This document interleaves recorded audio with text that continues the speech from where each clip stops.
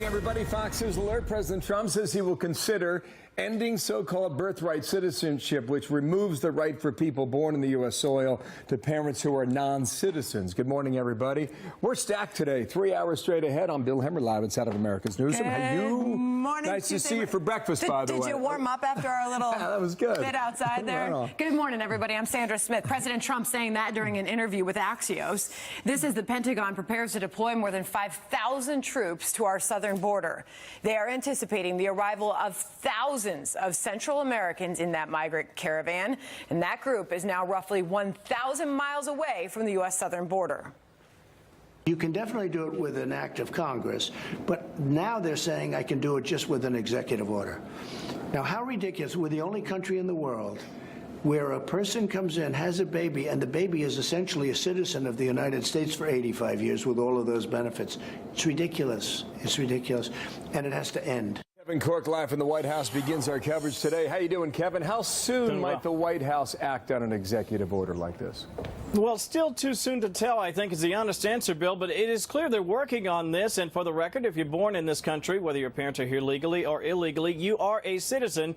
At least that has been the policy. But as you pointed out, the president told HBO and Axios he'd really, quite frankly, like to change that, and he'd like to change that as soon as possible. A lot of people have blamed that for so-called birth tourism and chain migration. Now, for just a little context here, let me share what the 14th Amendment states here. This is the part of it that I think a lot of people will hear a great deal about, Bill, over the next 24 hours.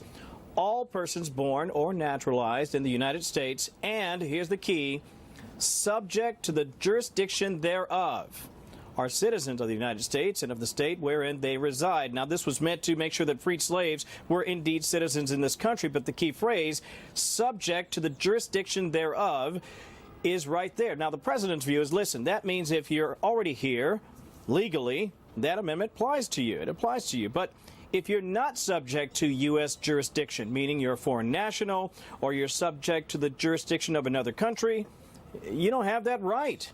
Either way, it will most certainly be challenged at the U.S. Supreme Court. Now, a bit more of context. I think you'll find this interesting. Australia, New Zealand, Ireland, France, India, the U.K. have all repealed birthright citizenship over the last 30 years, most notably those Australia, New Zealand, and Ireland over in the past, let's say, 15 years or so. Now, yes, critics are going to tell you, Bill, this is a midterm election ploy, but the president and the White House say he is deadly serious about it. Bill? What's the plan for the president? First